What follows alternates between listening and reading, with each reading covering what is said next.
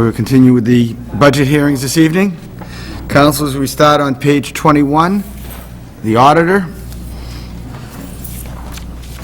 Auditor Personal Services, $175,219.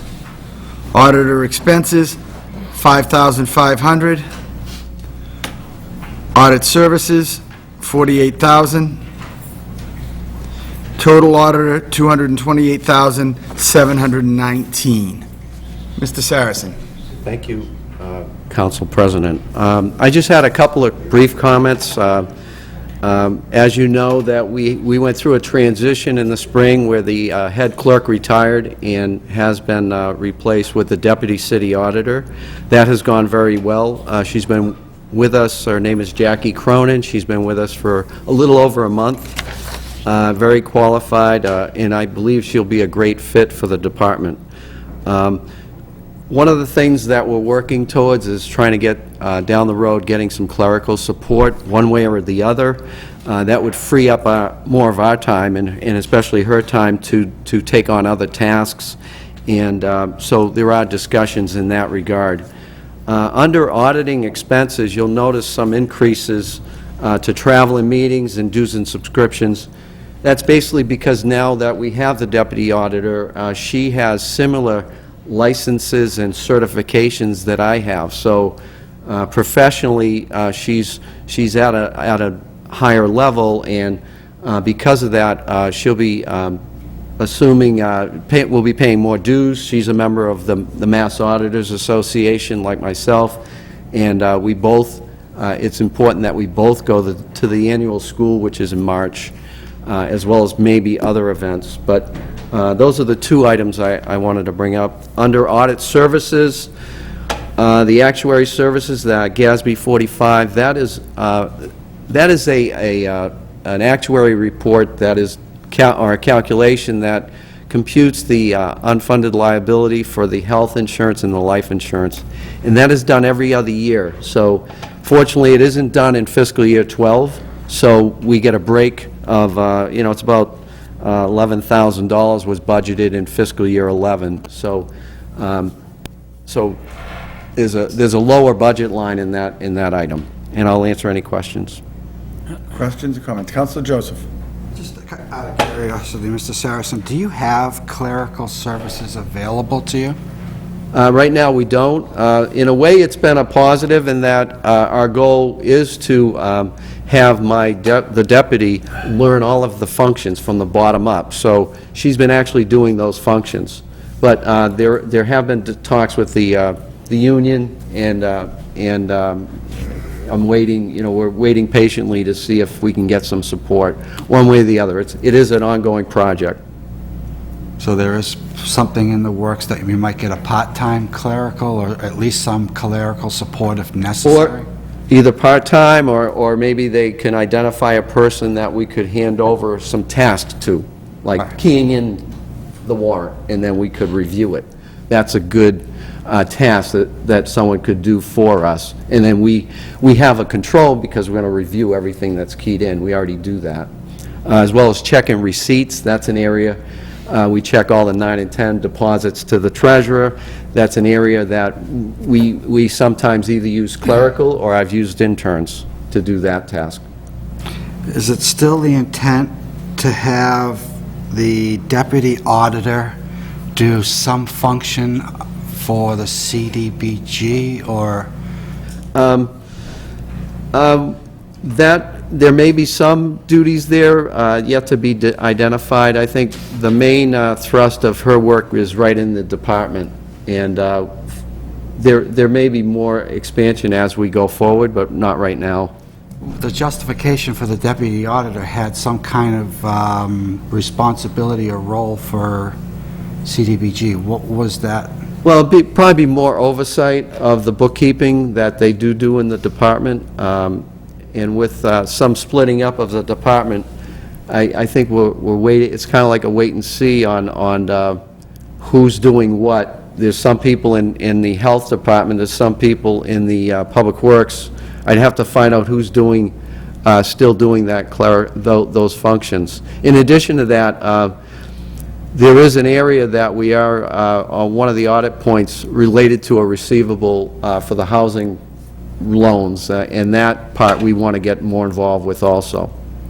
Wasn't there always a subsidy in your audit, in your department from CDBG, and I don't see that this year? Not always, but there was with the former assistant, maybe 20%. But right now, it's, you know, at that time, we did have a clerk, too. So it was a department of department of three, we're only a department of two.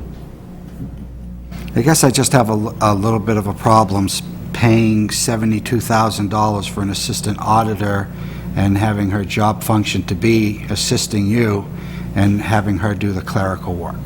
Okay, I mean, that to me is not something that I want to be paying $72,000 for, and if that becomes 50% of her job, then I guess I have a problem with paying her $70,000 to be a head clerk half the time. So I guess I got to figure something out that's going to, either she's going to be a $72,000 assistant auditor or part-time $40,000 or $35,000 assistant.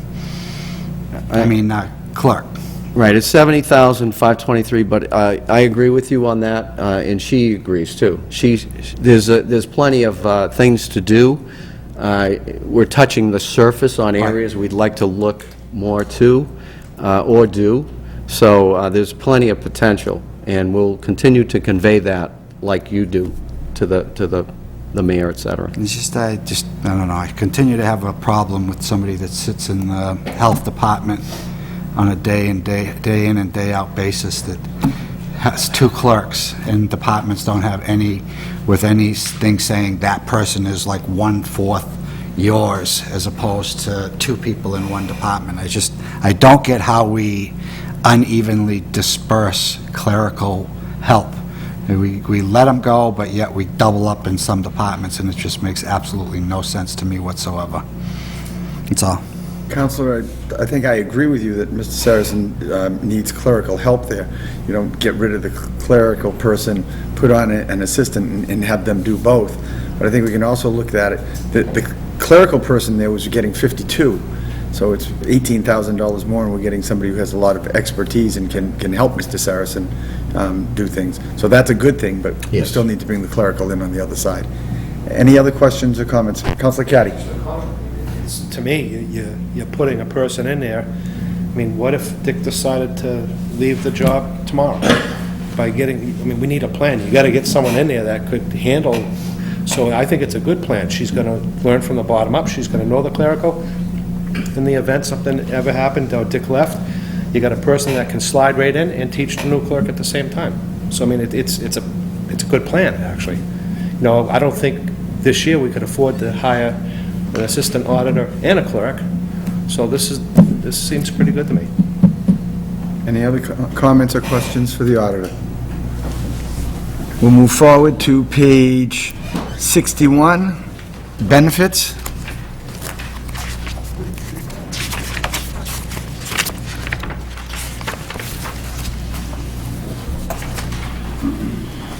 Employee benefits. $23,442,000. Any questions for the auditor regarding benefits? We'll move forward to 63, miscellaneous expenses, $1,090,200. Any questions for the auditor on miscellaneous expenses? Counselor Caddy. I make a motion to cut the Johnny Appleseed Center $47,000. Oh, is that a recommendation? Recommendation. Okay, that's a recommendation that we'll handle at the end. Okay.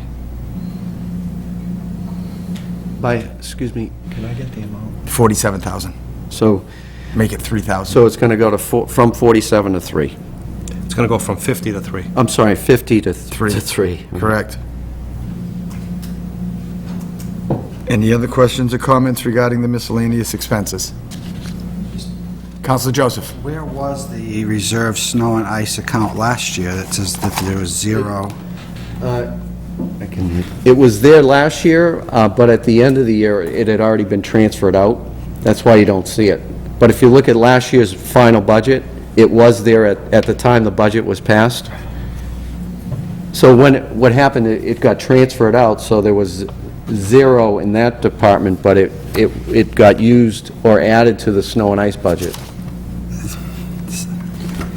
I know sometimes we play this shell game to see where things were going, and I kind of agree with Councilor Di Natale about the projected or the actual, there should be a budgeted 2011, a projected or what we've spent in 2011, and then a budgeted, because it's just like moving a shell.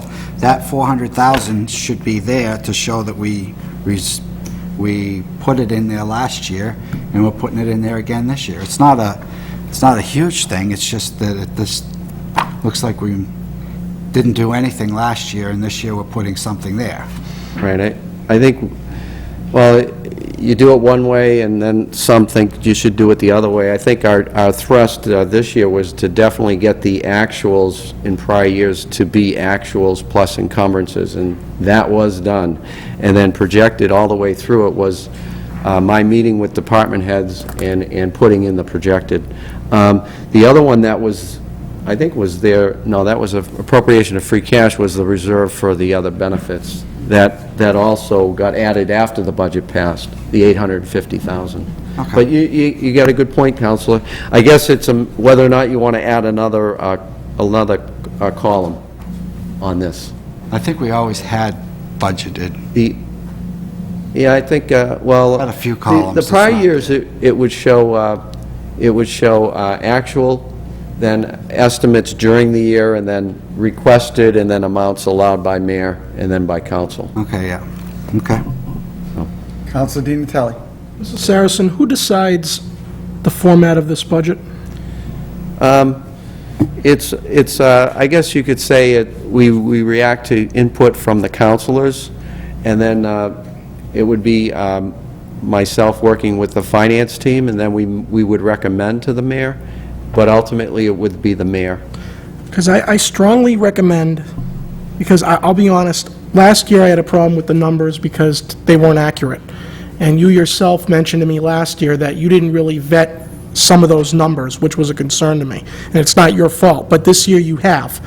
I have a problem with the projected column, I've always said that, because there are many departments in this city that have spent 10% of their budget in the last, and we got 4 weeks left, and they're going to say, we're going to spend the other 90 in the last month, when in the last 8 years they never have.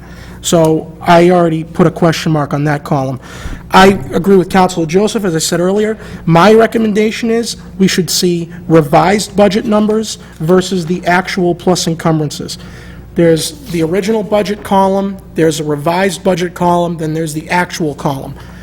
This doesn't tell us the whole story. This just tells us what was incurred. I think it would be beneficial for the council to see, well, what was their budgeted allotment? And I would use the revised column, not the original, because the revised column is what brings more reality to the situation. It wouldn't be right to give an original column. It would be more prudent to show the revision of the budget. So yes, I mean, you stated that, you know, it could be a recommendation. That's what I think I'd like to see. I'd love to see extra columns on here. I know the page is probably not big enough, but I'd actually like to see the budget back to whatever we're showing for actuals, just to see a comparison, and it would be the revised column.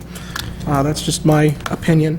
It would go a long way to clearing up some of the questions that we've had asked several times in these meetings. Thank you. Any other questions or comments regarding miscellaneous expenses? We'll move forward to assessing, page 20. Good evening, Mr. Caputi, Mr. Wilson. We have Assessor, Personal Services, $277,279. Assessor expenses, $70,700.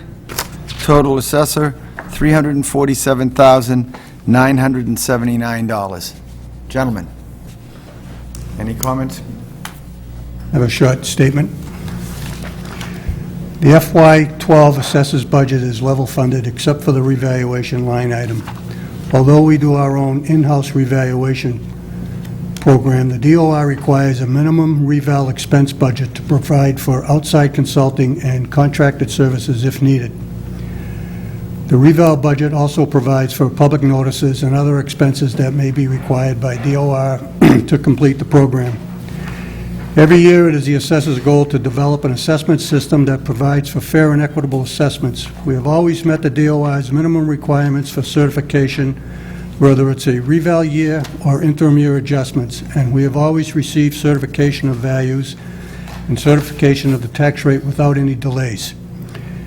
In this unstable market, it is important to be able to defend our values. Because the fiscal year starts in the middle of the year, and the assessments are as of the first of the year, we need to budget in advance for defensive values.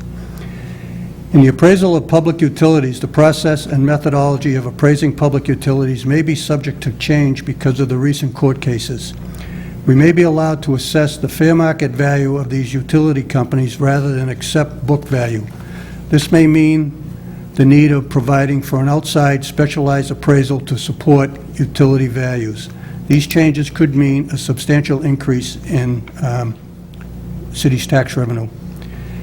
In the technology department, we maintain our own website and we update our information on a monthly basis. We own the software so that we are able to provide updated assessment information on a regular basis rather than on an annual basis. And we've just recently upgraded our counter terminals to touch-tone monitors, which should be more user-friendly. As you know, office is staffed with 2 clerks, 2 full-time clerks, and 2 assessors. We annually assess 13,000 real estate parcels, 800 personal property accounts. We commit and process over 35,000 excise bills and abatements, and we review and process over 340 elderly and veterans abatements and exemptions. We are processing more deed documents monthly because of the current market conditions and a result of spending more time researching title references. Although we collect a minimum amount of over-the-counter revenue, the assessor's office is indirectly responsible for over $43 million in revenue. That's 47% of the total budget.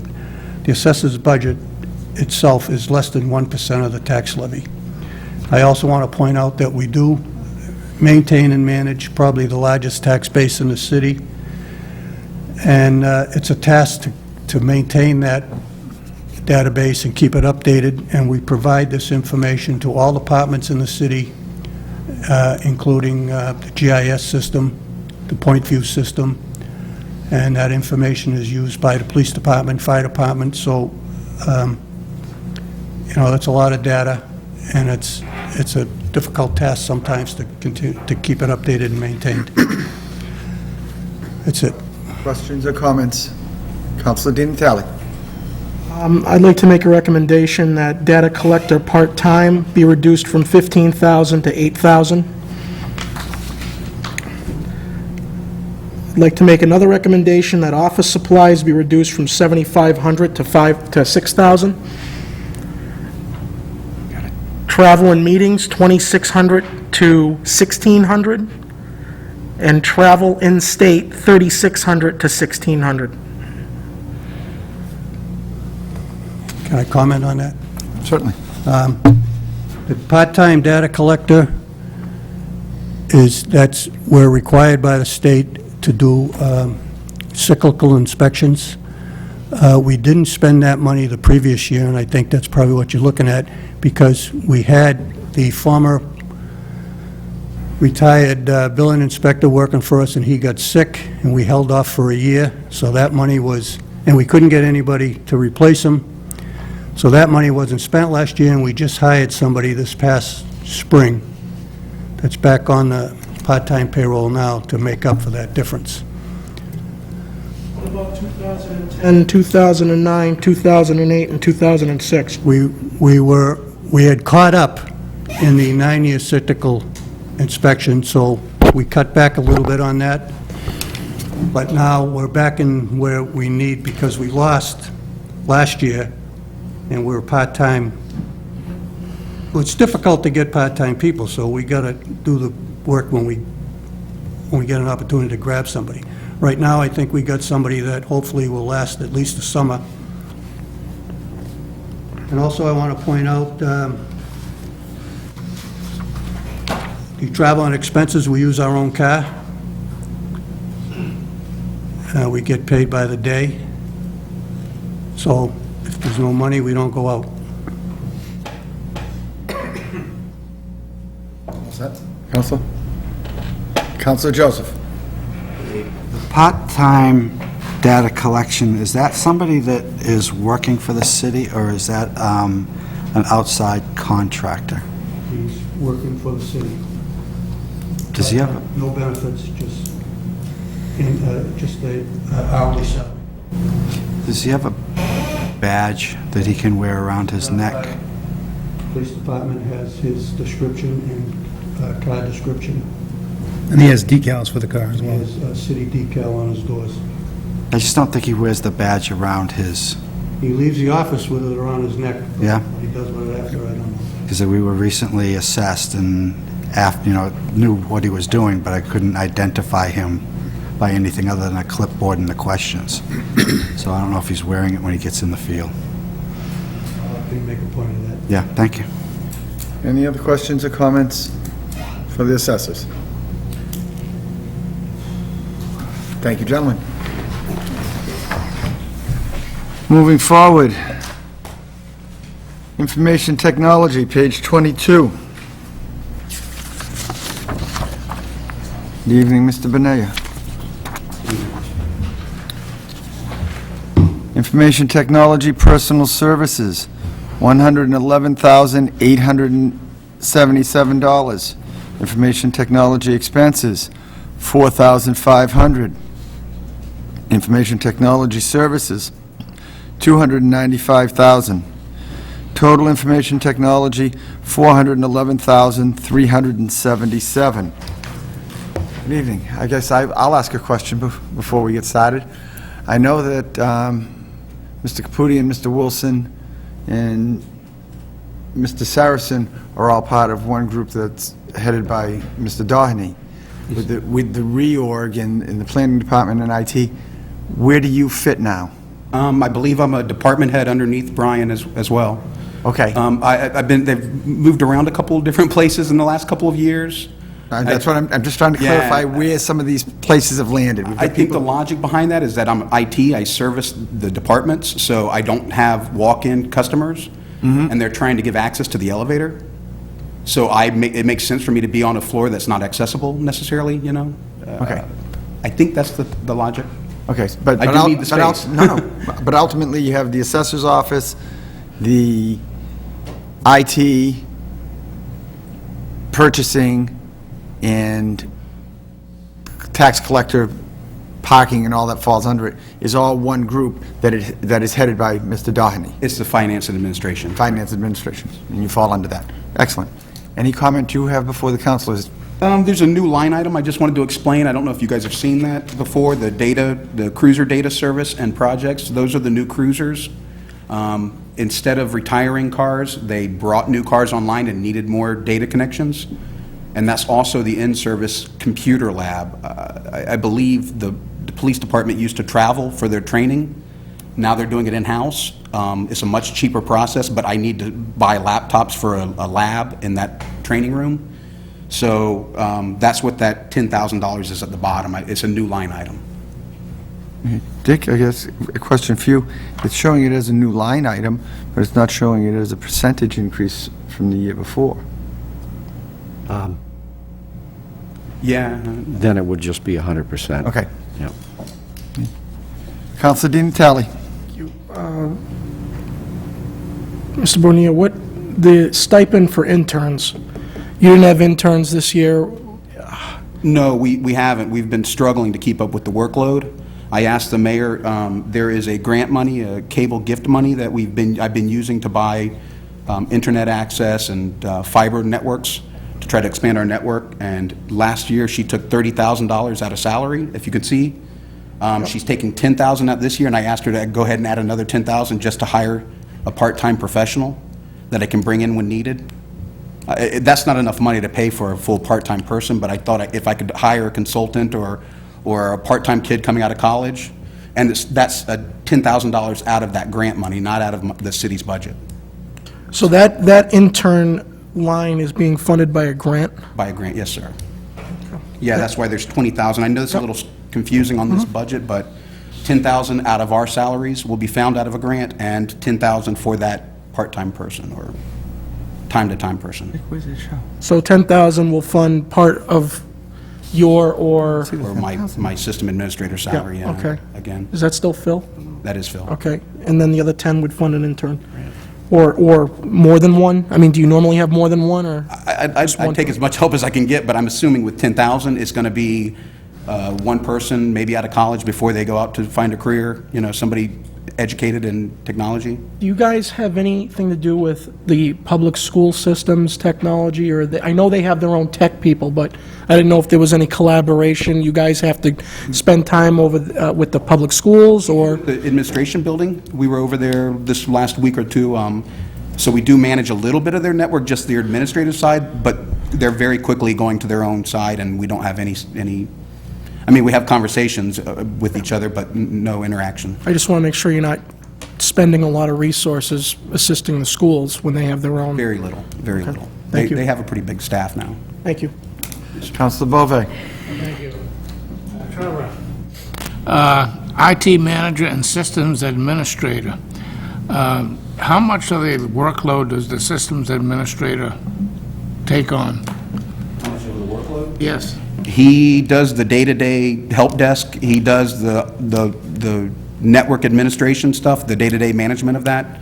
So he takes a large part of that workload, yes, sir. So, okay, percentage-wise of the workload that you do, is he taking 50%, 60%, 40%? No, we don't cross over that much. He does a lot of the system administration. I do with a lot of the management. I do, I'd say we probably do 50-50 on the everyday, my computer isn't working right kind of thing. But I do the management stuff, and he does the system administration stuff. So he does all the server health. He does the network analysis. He's over at the police department more than I am. We kind of break them up by departments a little bit more because he came from the police department originally. He does police a little bit more. I probably do fire a little bit more than he does. I'm usually at water. I take the water calls. It's just a big network now. We've gotten larger this year. So we've kind of split up the departments, one each. So we're probably 50-50 on the work. Could you just kind of give me a quick synopsis of what your job consists of? Of my job? Yes. My job is technology. I do the server management. I do computer maintenance. I do purchasing and setting up of all the new equipment. I do the maintenance of all the equipment for police, fire, water, wastewater. We've built out our network this year. Wastewater East and West is now on our domain. Fire department is now on our domain. That's all new this year. Before, they were an independent small network. I mean, I don't know how to explain it any other way, but I mean, it's a lot of work. Can you move down to the clothing allowance for $1,200? Can I move down? Yeah, That's a contracted benefit.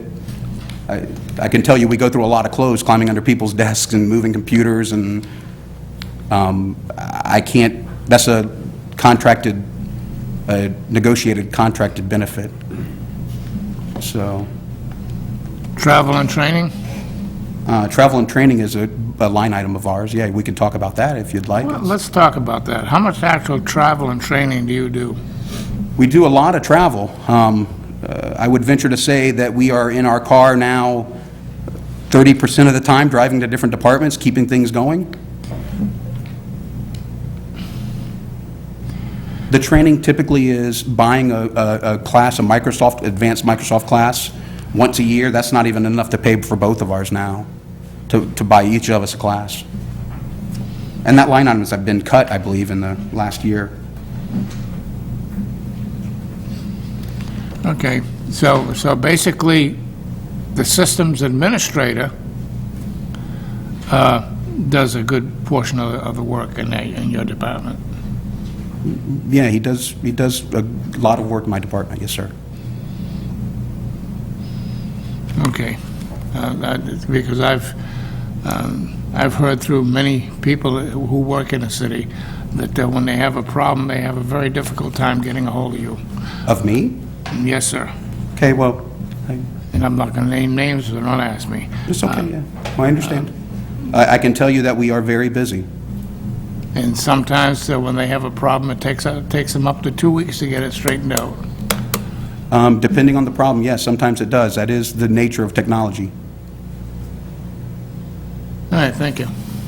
Trevor, if you could just clarify for me, Councilor Bove's question regarding you and Phil. You said Phil does more service-type stuff, and you do more management. No, not necessarily. We both share the tech support work.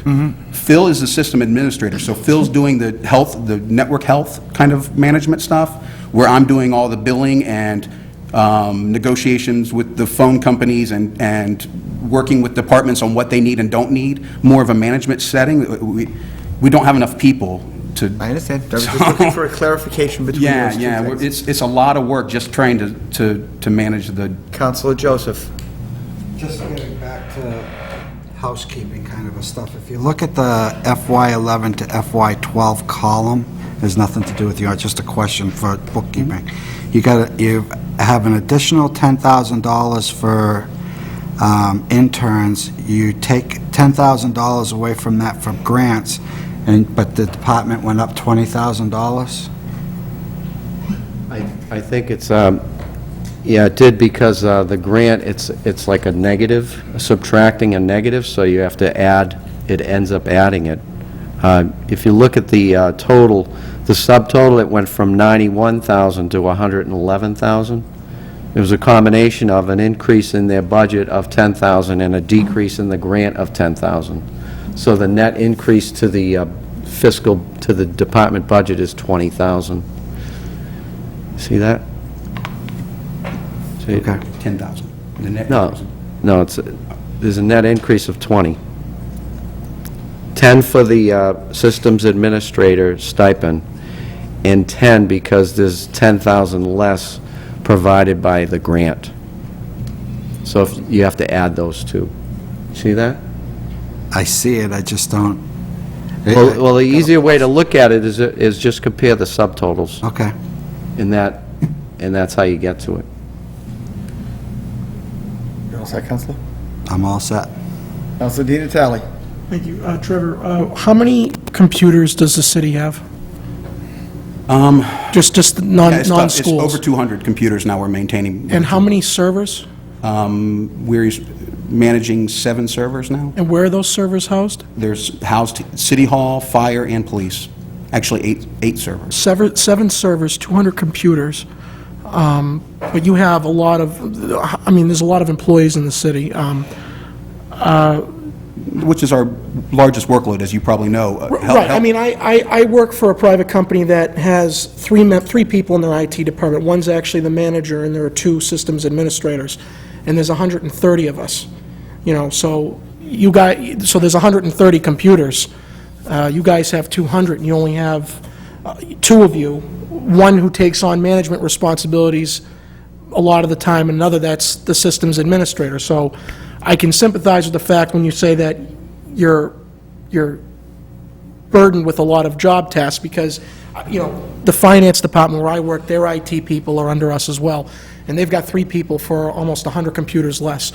And I will say, from my knowledge of salaries, I think we're getting a bargain, especially out of Phil, or the systems administrator position, because $52,000 is a bargain for the amount of work that he does, and including yourself. So, I will agree with Council Bove about I think he was going towards the clothing allowance. I'm not crazy about that, but I think we're getting a good bargain out of the IT department in terms of expenses for what you have to cover. Keep in mind, a lot of our users are not technical savvy. Right. It's a very difficult job sometimes. It's not an 8:30 to 4:30 job anymore. It's become more and more... Understood. If something crashes, you guys got to be there, holidays, yeah. 24/7 Yep, we're in. I'm aware of that, yep. Okay, thank you. Thank you. Councilor Clark. Thank you, Mr. President. Trevor, who handles the city's website? The city's website has actually been handed off to each department. They've been trained. sometimes several times, to manage their own webpage. That's just because we don't have the staffing to manage a webpage anymore.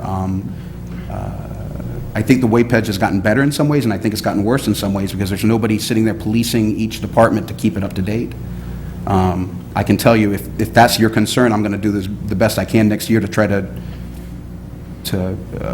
maintain at least some kind of standard for each page. I'm a little frustrated about it. I was looking at it a couple weeks ago, and I'm thinking that's probably the way where you're headed. And I use it quite a bit if I don't have, if I misplaced a sheet of what time a meeting is, or if they're having a meeting, I'll go on the website and I'll be frustrated if I can't find it. Yeah, we're not doing the agendas or the minutes anymore. It doesn't make sense to me, and that's something that I have on my list of things to address this year. I think a lot of people use it. Yes, sir, I believe so. And they do use it to see the agenda, and they do use it to get minutes. I know as a counselor, it's extremely helpful if I haven't got the minutes on me, that I can go on the city's website and get them and read them. And I do get calls from people, I received one several months ago of this person who was just coming back to the area. And, went on, the first thing that person did was go on the website to find out what was going on. So a lot of times the website can be the first contact now with the city. Absolutely. And I think we've got to pick that up. I know working at the university, at Fitchburg State University, we've got a great website, but that website is maybe 2 or 3 years old, and it's looked at as old. And you really got to change it every 1 or 2 years. Yeah. That's just the way that things are now, and we've got to be on the ground floor. I understand what you're saying, but obviously budget restraints and yeah, and personnel restraints. I mean, I'd like to be able to take the web page over in my department and manage it and do all the pages for the departments. It's just it's a workload that we can't take on right now. Yeah, and it makes sense to leave it in the department's hands. It's just you train the department and then you walk away, and they'll do it a couple times and then they move on, and there's no authority mechanism to make them do it right now. Yeah, and it's a frustrating process with IT. I know we dictate what people can have and can't have, but we don't have any authority really to say, I'm sorry, but that's the way it is. You have to do this. I'm a little bit disappointed too in that this council passed something a while ago concerning the schools and the infrastructure of our wiring and IT and networking, and I think it was quite a bit of money that we had passed on that, and I would have liked to have seen a little more collaboration with the city hall, that is. I'm sure that the schools will use it wisely, and they need to have it, but I would have liked to have seen maybe City Hall be part of that entire budget that was given to them by the council. That's all I have for now, but my point was, on the website, yes, sir. You can kind of tell that certain departments are a bit better than others. Okay. And that's the nature of it. Everybody's doing their own page now, so. And you can see that clearly. And if things are left up there for a long period of time, I'll pull up an agenda and I expect to see June, and it's like, months ago. February. And the feeling is, well, they obviously don't care about the website. Counselor, if you send me an email whenever you run into something like that, or if one of your constituents has an issue, I'll be glad to chase it down and reply to that email. I'll look that over, but and I understand what you're saying, Trevor, but it is a concern because more and more people are using that the website as they use it for trash pickups. Even a guy that, a guy in my neighborhood is 85 years old, is not really computer savvy, but went on and found out if his, leaves could still be picked up on this particular day. He found the information, it was there. Right. But even the older types are going to that site to get information. It's important that it's up to date. Yeah. Thank you. Yes, sir. Counsel Bove. Thank you. I have a question for Brian Day. What is, do we have other firms that could be doing this kind of work? Information technology? My understanding, some communities have an internal IT department like we have. Other communities do outsource, and there are, I do know of a company that does do it for communities around us and in the state. I think we're on the state bid list. And do they have more than one person taking care of their business, or do they have several? My understanding, that company has a staff of several people, and so therefore, if one person isn't available, there's somebody else in the pipeline that they could gather to assist the community that's having an issue. Do they also assist in web pages? I'm not sure if they do the hosting of the web pages or not. I've never talked to them regarding hosting a web page or anything of that nature.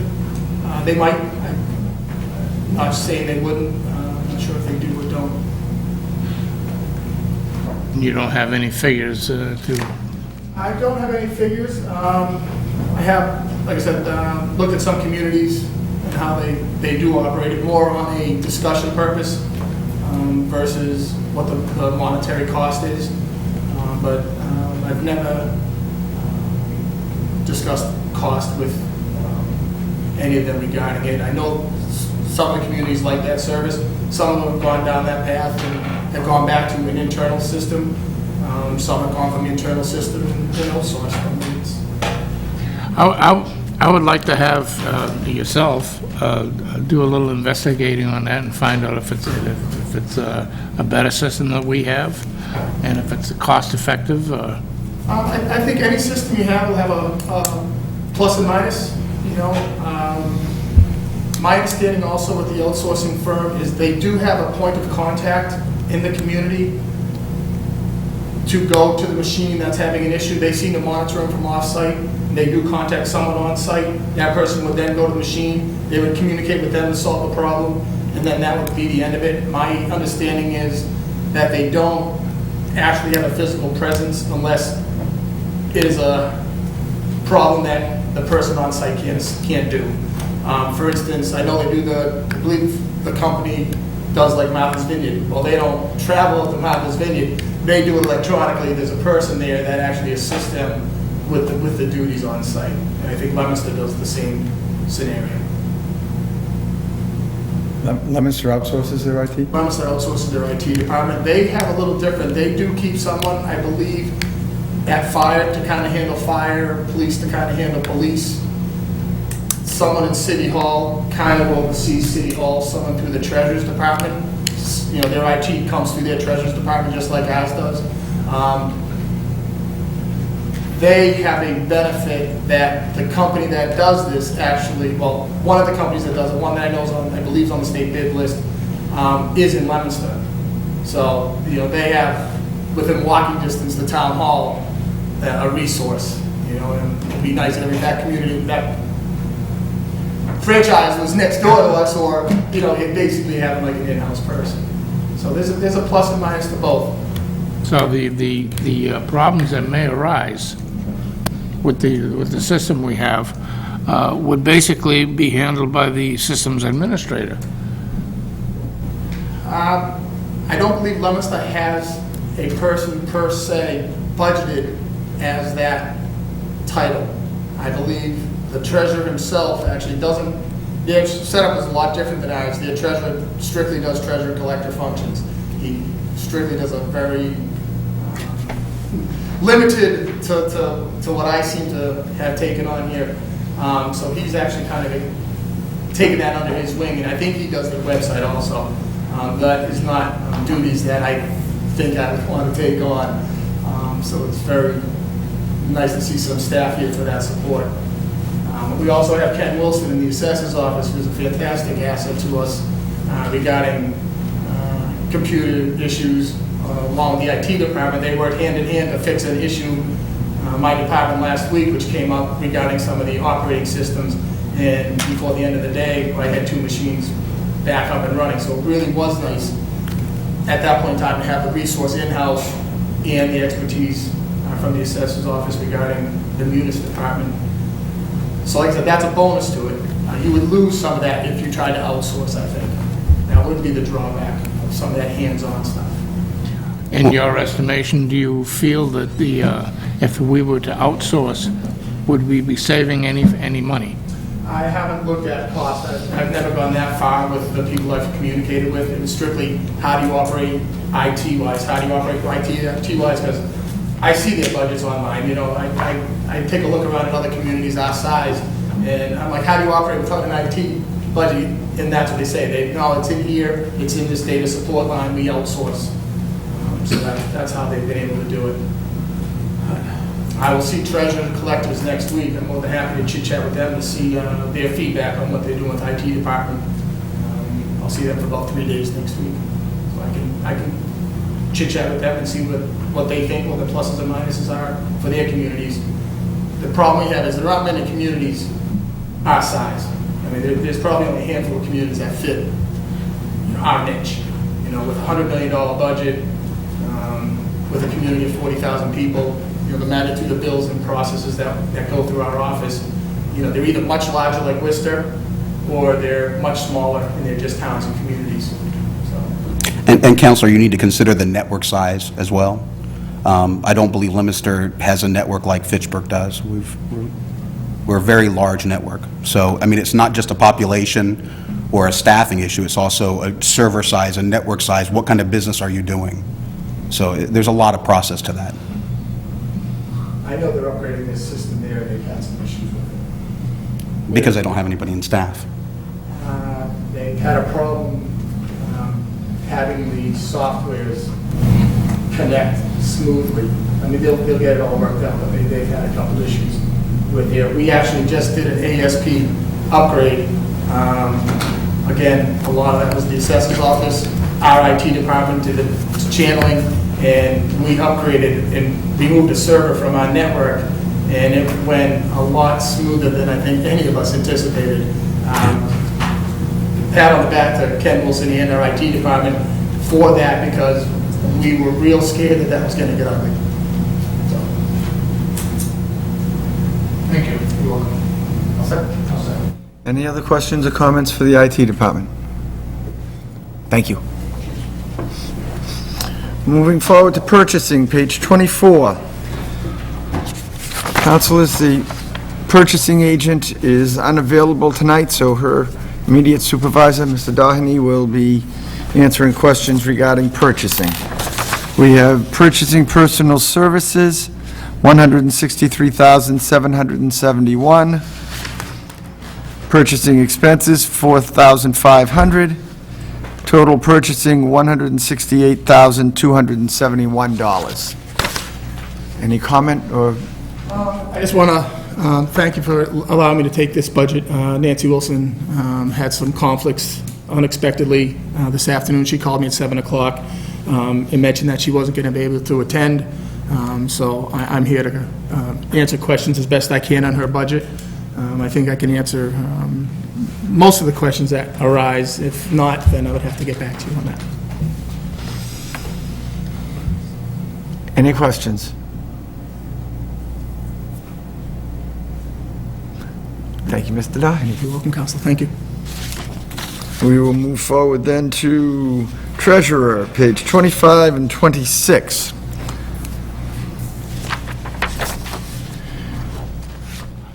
Tax collection and treasurer, personal services, $314,753. Tax collection and treasurer expenses, $278,000. Tax title, $50,000. Total tax collection and treasurer, $642,753. Mr. Doheny. Also, I'd just like to start off and mention that obviously I have a large budget with a lot of line items. As overseer of the 7 departments that fall under me, some of these line items might have a little bit here and there, but on a page, it always seems to work out. And also, if one of the departments under my umbrella has an issue, they can come to me and I can normally solve the problem, or we can find a way to resolve it. For instance, if somebody is out unexpectedly and they use their sick time, that person would still get paid. If I had to outsource a subcontract labor to come in and cover for that person, the way the budget's structured, it has always allowed me to do that. Or if I needed to transfer in my department to, say, my department to maybe the auditor's department, I could see that within my realm, and we could make that adjustment a lot easier than myself trying to transfer it to another department that I don't know anything about. That's all. Counselor Dean Talley. Sidoni, how many people are under your umbrella? Right now, under the current setup, there's 26 people under myself. I believe if they move the 2 people to the Board of Health, and the 5 people, I believe, up to DPW, that'll take 7, so I'll have 19 people that are under me, I believe. And are you also in charge partly of CDBG allocations? I oversee the department. What they do is they work on their CDBG funding themselves. Brian? When you say you oversee the department, what department is that? Actually, it's community development, I believe, but it doesn't really exist. It's really treasurers. They follow under the treasury department, the old community development department. So they're under the treasury department.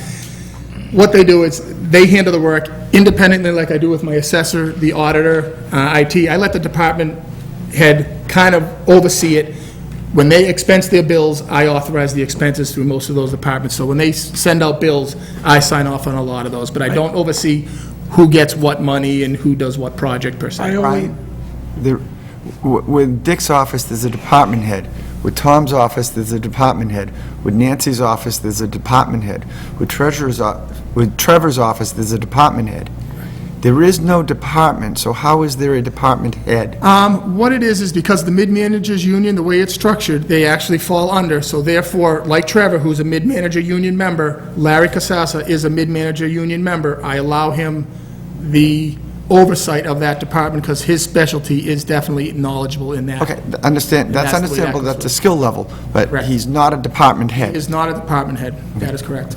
Councilor Dean Talley. I always was against this reorganization, and because I think you have, your hands are in a lot of different areas, and in no offense to you, but there are 1 or 2 areas that I don't think you should be a part of. I think you should be sticking to finance, treasury, tax collection, debt service, all that stuff. CDBG is not in your realm of expertise, so we go back to what happened 2 years ago with the rec department, how the rec director was in charge graphically of library services and veteran services. The mayor and I got into a tussle over this. The mayor said, well, he's just a figurehead representing the whole group who reports to me if there's an issue. But my question to her was, well, if there was a real issue in the veterans department, according to this reorg, the veterans agent has to go to the recreation director, who is the person in charge of that human services umbrella. In your area, if there's a CDBG issue that for some strange reason planning can't handle, they got to go to you. And I'm not saying, I just don't see how that's effective when you've got other things that you're highly qualified for, not so much with the federal grant program. I mean, Sure. how does that work? Sure, I understand that. My oversight of that was strictly cash flow. Really, that's how that worked out. It was, are the funds coming through? Are they being authorized properly? That was really my oversight there. That was how I thought the attention was going to be, because they are grant funded. They are set up in that scenario. I will admit, I think, I agree with you wholeheartedly, Council, on putting my hands in a lot of areas, especially some that aren't my expertise or my background. I think the design as in this budget, with moving some of those people under the DPW, is probably a better design, because the projects they oversee, if you're looking for the day-to-day oversight on the operations of You know, is they going to put a fence here? Are they going to do this? Are they going to build that? I think it's more in line with a construction area. My oversight would therefore be gone. And as we mentioned with Dick, the assistant auditor, or even Dick's office, the way he has the budget being structured, it's a nice tool that they can oversee the expenses. So really, it's kind of moved to a better direction, I think, for everybody. I think the mayor has to relook at this reorganization, because I'll be honest, part of my hesitancy to even support this whole budget is the fact that I am still not 100% sure or confident in who's in charge of what and who reports to who. We've had 2 reorgs since I've been elected to this council, since 2008. The first budget the mayor presented was basically, we were up against a brick wall. Either you pass it or I can't submit a budget to you. That was a reorg that was done very quickly. Then we had a second reorg. We asked for more information. We got more information, but it was more lines of job descriptions and whatnot, and an organizational chart. But when I look at this budget, and I look at all the grant-funded positions, and I think Mr. Laxo was here last week explaining it, and he's basically explaining it like it's like this. Well, this person, part of their time goes to me, and part of their time goes to Brian. I'm getting a headache listening to how he explains it. Sure. It doesn't make a lot of sense to me. I'm not very sure still what this organization looks like. I know you're in charge of finance and administration, but there's a lot of grant-funded positions that are being taken on by many different areas of the budget. It's confusing to me. I can't follow it still. Not as bad as I used to not be able to, but I'm still not there. I still am not 100% confident in what the structure of this company, if you will, is aligned with. I do have some recommendations for cuts. I'd like to make a recommendation that overtime on page 25 be reduced from 3,500 to 1,500. I'd like to make a recommendation that page 25 office supplies be reduced from 15,000 to 13,000. Same page, postage, 118,000 reduced to 105,000. And then last 2, short-term debt interest, page, excuse me, I don't think we've hit that debt service. Oh, I'm sorry. I'll wait till then. Those are my recommendations on page 25. Any other questions or comments? Councilor Joseph.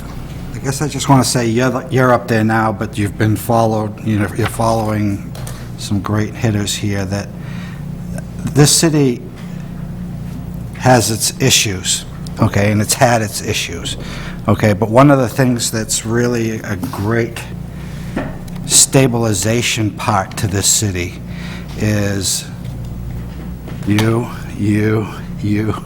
assistants. That's the thing that has kept the city together, I think, over the last 5 years, is the finance team and the quality of the people that you have working for you and the quality of people that we have for department heads. So I guess I really want to thank you and Ms. Wilson, who's not here, for the time and effort they put into the city, the dedication they've put into the city, and their commitment to the city. I mean, every time I need an answer from any one of those departments, it's always there, it's always professional, it's always thorough, and it's always fairly easy to understand with limited knowledge that I have. So it's, I mean, to me, right now, with all the things that happen in the city with personnel leaving, some disgruntled, some, not having enough money to fund their budgets, and you've done without an assistant auditor for years, and that those things have not stopped happening, and those things are still solid, and we still are able to report to the state that we're doing everything that we need to do on the financial level. And to me, that's just that's like the rock of the city right now, is the financial team. So I guess I want to thank you for the work that you do in every one of the departments. Can I just comment on that? And you're the baby. What's that? And you're the baby. Yeah, I'm the young one here. But Mr. Saracen and Mr. Caputi, also Mr. Wilson, and my assistant, Michelle Shepard, and Jackie Cronin, the new one, we have a very strong financial group. It's nice to see when I came on, Mr. Saracen and Mr. Caputi, great working with them. It's been a wonderful experience. They're great people, and they care about the city, which is the most important thing. Last week, we just got word from Moody's, who hadn't rated us in several years, that they've removed the negative outlook on our bond rating, which is a nice tick up in this environment, and thanks to Mr. Saracen and Mr. Caputi for all they do with helping put those reports together. It's been wonderful, and we're probably going to go for a bond rating with the new bond issuance, and hopefully that moves forward. But removing a negative outlook in the environment that's out there right now is a big plus for the city. It will help us. All right, so my question, I guess, I don't see in any one of your budget line items, which we've seen in the past, a line item for reduction on any of your costs through CDBG. That is correct. I think the way it's done now, CDBG is going to be all the other departments. I don't have any involvement other than what the normal day-to-day as a treasurer deals with, which we do charge them for at the end of the year. So we're just going to handle it in that function versus seeing it as a line item, trying to charge time against it, trying to keep recording of this and that. It's a lot smoother and cleaner the way it's set up now. So I guess through you to Mr. Saracen, can you give us a detailed description by group where the $275,000 or whatever amount planning and administration is for CDBG is going, and then what department it's going to? Well, I'll do it in general terms. The detail, I'm sure Larry could provide us with, but as I think it was pointed out earlier, a couple people are now going to the health department, and then a few people are going to the DPW department, and there's a housing subcategory within the health department. So those are the players that have been moved from planning or CDBG to these different areas. And that may total, we're talking 275,000, maybe 200,000 of that is funds, maybe 180 of it funds salaries, then maybe another 30,000 funds expenses, and then the balance is the reimbursement that they pay to the city. It's about 100,000 a year for fringe benefits, services provided by the treasurer's office, the assessors, the auditor's office, and purchasing. So we get some of that back. So some of that comes from the $275,000 in CDBG. Some of it's from the HOOP program, Housing Opportunity Program, and then there's also the Housing Improvement Program. So, but I think Larry could better summarize it. But yes, it is. You don't see it on this under treasurers like you did last year, because we removed those categories from this budget and put it with the history in each other department, so you could follow along. We try to make it as clear, so you didn't have to go to different pages. You can follow the salaries of the people that have been moved. I guess when planning department was upstairs in its own little separate area, every one of the departments that serviced them had a line item in their budget that reduced some offset for work that was done in the different departments for CDBG. Your department, in particular, there was a minus line item for the work that you people do towards CDBG, and I don't see that. I mean, I know that you guys are doing work that is CDBG related, even though you don't have anybody working for you, but Right. there's always been, even when they're up in there by themselves, you had an offset in the different departments. Well, I think you're onto the offset being, maybe they show it for fringe benefits, but if you go to page, the reimbursement I'm talking about is on the revenue side, page 3 of the budget. Okay. And that's where we budgeted 75,000 for FY11 and 12. And that is under reimbursement for related expenses for CDBG, 75,000. It usually is a little higher than that, but we're conservative on that estimate. I guess my thing is that But- 75,000 was always reflected in other people's budgets that were spending that 75,000. Yeah, I guess the fringe portion would be reflected, but usually not for our services. That shows only as a revenue item. It may have been I'm sure it was provided to you as a separate support schedule, but maybe not in the document. I'm sure it's been presented. Okay, I'll just have to go back and check a couple Yeah, and of my older if you need budgets. clarification, either one of us could help you, or Liz Murphy is great in that department, and Larry is great, too. Thank you. Counselor Di Natale. You know, I question the amount of savings that we've gotten from this reorg, because it sounds like we've only let go of one person who was the head of planning.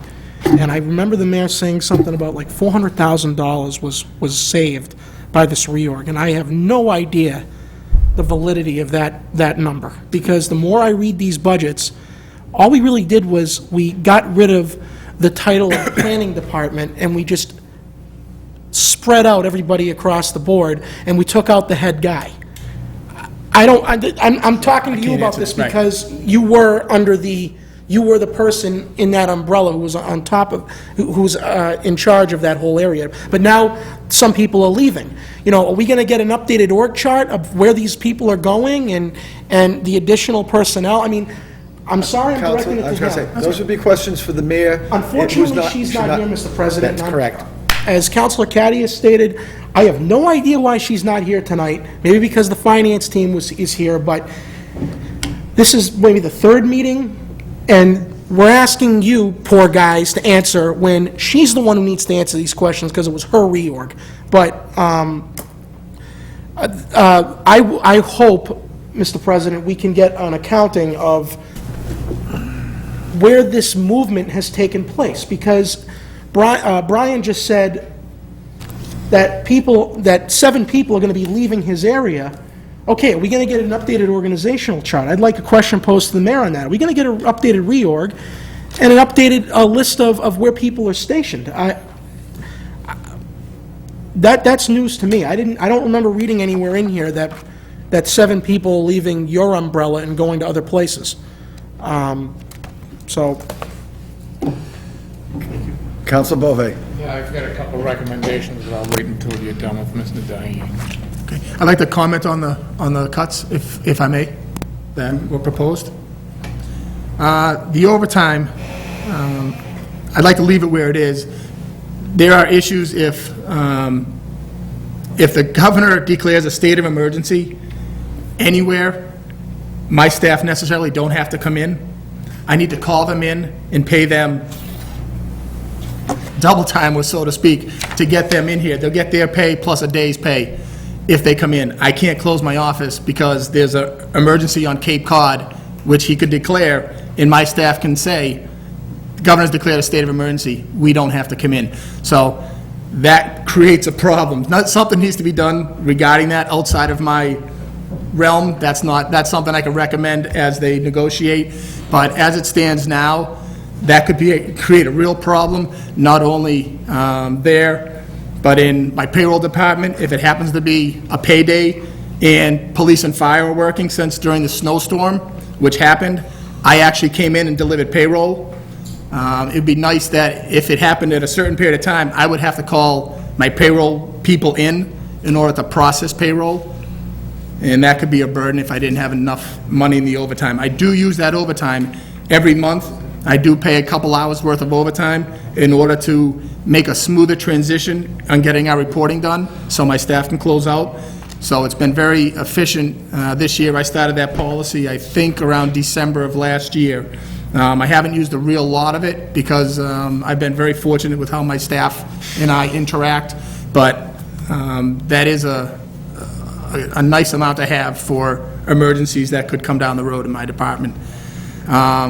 On the office supplies, I'm estimating I'm going to spend $13,000 this year. I know right now I'm not there, but I just ordered checks, which come at the end of the year. We always order checks. I ordered toner, which was about $900, so I've got a few more bills. I think at the end of the year, I'm estimating that I'm going to be around $13,000 in office supplies.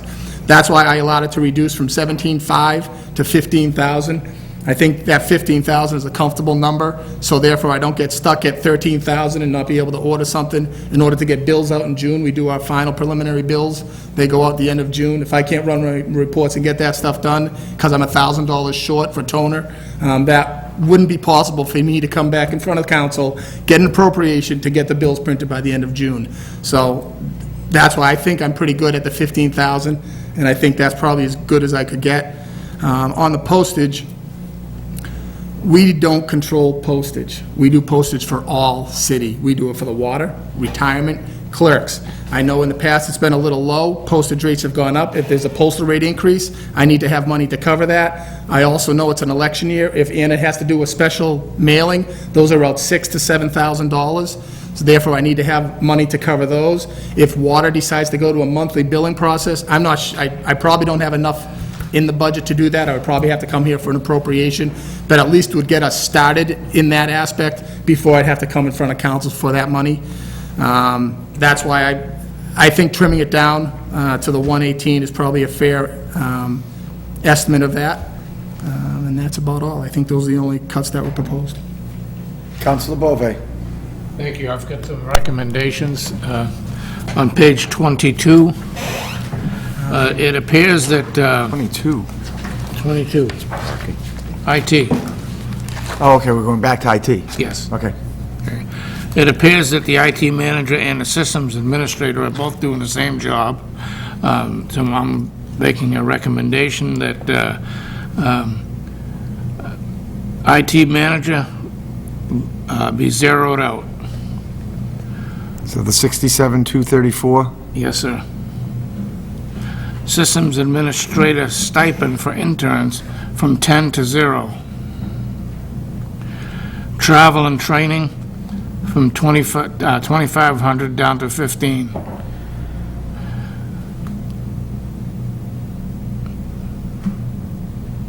That's about it. Thank you. Thank you. Any other questions for Mr. Daheny for Finance Administration?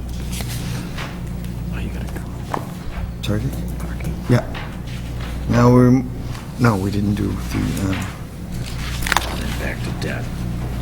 parking right here. Are we gonna do that? Page. You can do it either way. Debt, then go to parking. Oh, okay, first go to page 23, parking. Parking personal services. Yeah,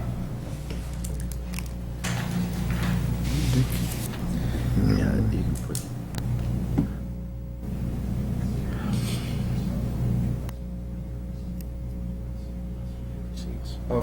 Total is 77,208, which is less the meter receipts.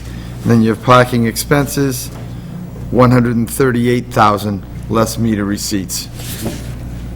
Mr. Doherty? If I may comment on that, as you see, that's kind of a wash account. The revenues equal the expenses. So if you change a expense item, we would alternatively change the revenue item.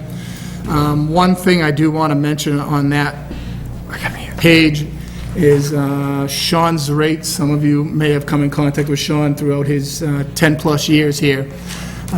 Sean is moving on, I believe, to take a position with the Lunenburg Police Force. So he's a great asset to me. That will be a huge, huge loss to myself and the department and the city. He's a great guy, goes above and beyond his job every time I ask. Comes in weekends and shovels snow, doesn't ask for anything in return. He's a wonderful guy. He'll be a big loss. So I'm going to have a real void in here in July trying to fill that position, and it's going to be very difficult. Brian, I never understood this, because this has been said in other departments. You said that if we cut expenses, we're going to have to alter the revenue. That's correct. Why? Because the way the funding source for parking is, it's not quite an enterprise, it's kind of like an enterprise fund where it's set up, but it's not. But the revenues equal the expenses. So if you increase revenue, increase expenses, I need to increase revenues. That I understand, but if Okay. you cut expenses, Then we would decrease the revenues. It zeroes out. That's just the nature of this, the way that account is set up. so if you were to spend $20,000 less on utilities, but you collected the amount of revenues you planned, wouldn't you get a surplus of 20,000? What it is the revenues are always going to be the revenues collected regardless, Right? okay? So if you cut the budget item, I don't have that money to spend, Right? okay? But the revenues on top are earning. So what it is the revenues that's surplus allows me to fix major repairs down the road. For instance, I have some masonry work that we're going to do. We're preparing, DPW's assisting with the blueprints in order to get that out to bid. That could be above and beyond everything I have here budgeted. So say that whole page has $20,000 left over, the bid comes in at $40,000, I'm going to tap into the prior year's revenue surplus in order to cover that debt. Okay, I understand. I'm not, but that's how that works. It I kind of has a wasn't- built-in, I wasn't asking because I feel like there should be cuts in the parking expenses. I just, you know, I've reviewed the expenses over the last 6 years, and right. my assumption is from those expense numbers that we have done well on the revenue side, and we have exceeded our expenses more times than not. But that money goes into the general fund. That doesn't, or is that earmarked It's specifically? earmarked for parking revenue receipts. It's set aside strictly for these types of So issues. what do we have in the account for parking over the last 10, like, what's in there right now for a surplus? Mr. Saras and I were just discussing that today. Yeah. Correct, Dick? Three,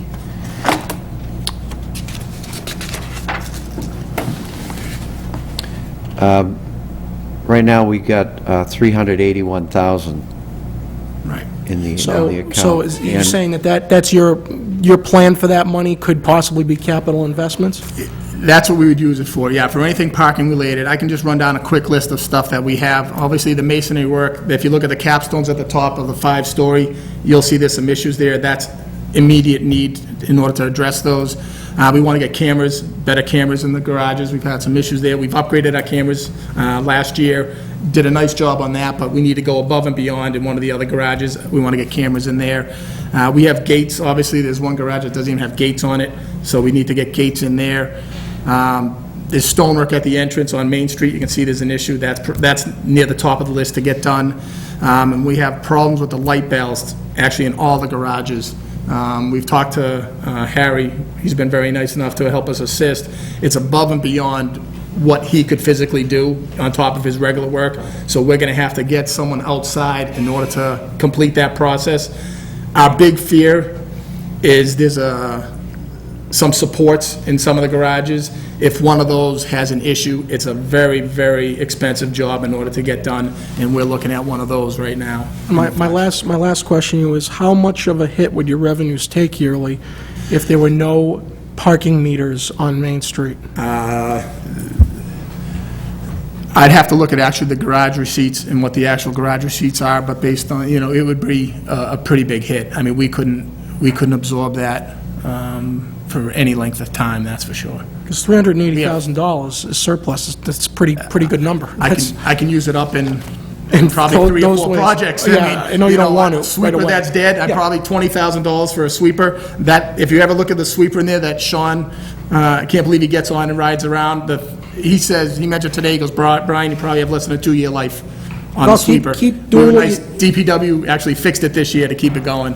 Keep doing what you're doing in the parking department. I mean, that's tremendous that we have that much in case of emergencies. That's very good to know. And Sean will be missed. I have spoken with him many times since I work across the street from his office. And I've said this before, that not only he, but your parking, the other parking control Forrest, officer, excellent Mike guy. Forrest. Yep. Well, I've said it before, I'll say it again. Part of me feels like he's not human. He flies, because he's in places, 1 minute he's not there, the next minute, bam. And he's hit me a few times living on Main Street, and when I try to go in and do groceries and stuff. He's very quick. I'm very comfortable with him in there as well, because I know we're getting the best bang for our buck with his efforts. Thank you. Yep. I'm not sure he'd be looking to move up into a position. I've chit-chatted with him. That's why I think it's going to be real difficult to replace Sean. Yeah. I mean, that's going to be a loss. Counselor Caddy. One of the biggest complaints I hear about parking is right here at City Hall. And when John Anderson was here, I remember him telling us a few times that the DPW could seal the back lot out here so the water would stop running down into the garage. We have such a huge problem with City Hall, and our employees are parking right out back. Across the street on Boulder Drive, we have taken the meter heads off, and there's free parking there, but there's never a car there. What would be wrong with taking some of your $381,000, if John Anderson was right? I think the figure he told me was either 20 or 40 grand to seal this lot out here. Seal the lot so some people that work in this building can park downstairs and allow more parking for people who want to come to City Hall to do business. Sure. When you own a business, you don't park in front. You park somewhere else because your customers park in front. There's not enough parking for people to come into this building. And typically when they're coming in here, it's to pay fees. I don't understand why we haven't moved on this, and I remember hearing this several years ago, but that would be one of my wish lists for you. Sure.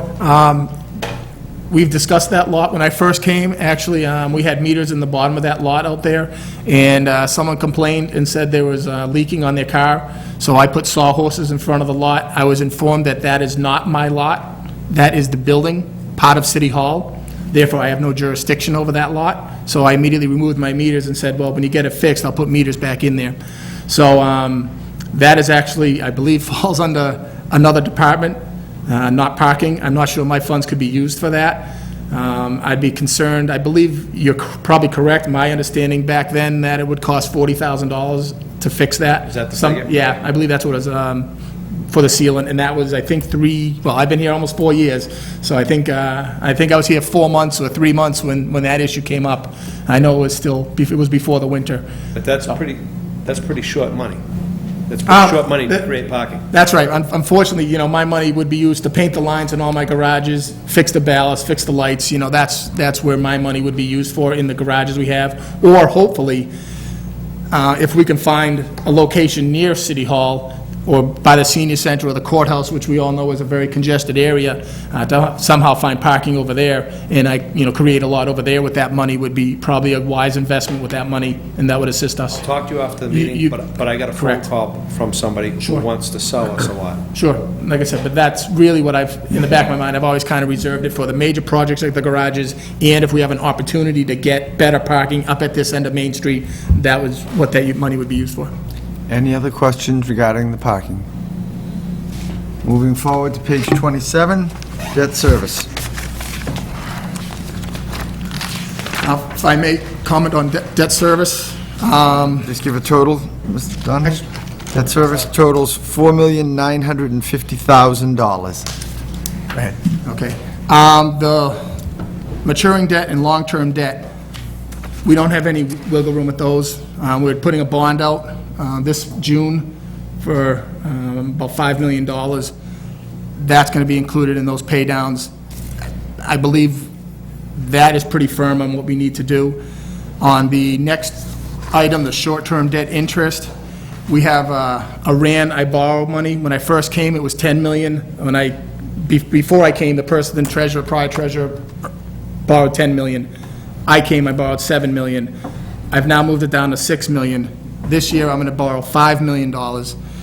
We have a ban for some school projects, $7.5 million and $3 million. That's $10.5 million that I have to ban. It's a bond anticipation note. That's counted as short-term interest till we actually set it up for a real bond.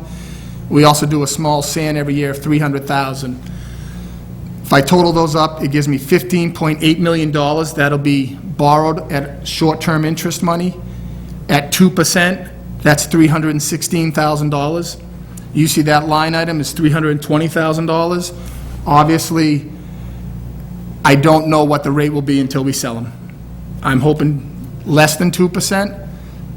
With the negative outlook being removed from the city, it obviously makes us a little more marketable.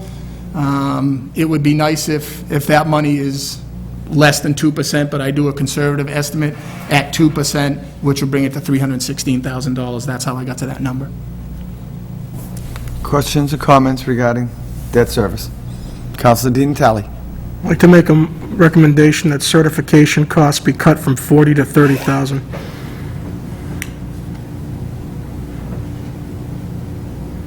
Any other questions or comments regarding debt service? I would like to comment on that, if I may, please. I dropped it $10,000. We won't know bond cost. Bond cost is based kind of on the cost of the bond, how big of a bond you have going out. Obviously, as I'm looking at $15.8 million of bond going out, that could use all that money. I will know this June, when we finish this bond, what the cost of our bonds are, at least give me a better understanding of what the cost will be in the next fiscal year. So I knocked off 10,000 already to kind of be conservative, hoping that 40,000 should cover what I need. Thank you. Any other questions or comments? Thank you, Brian. You're welcome, Council. Thank you. Motion is second to adjourn. Counselor Clark. Thank you, Mr. President. If I could, one moment, please.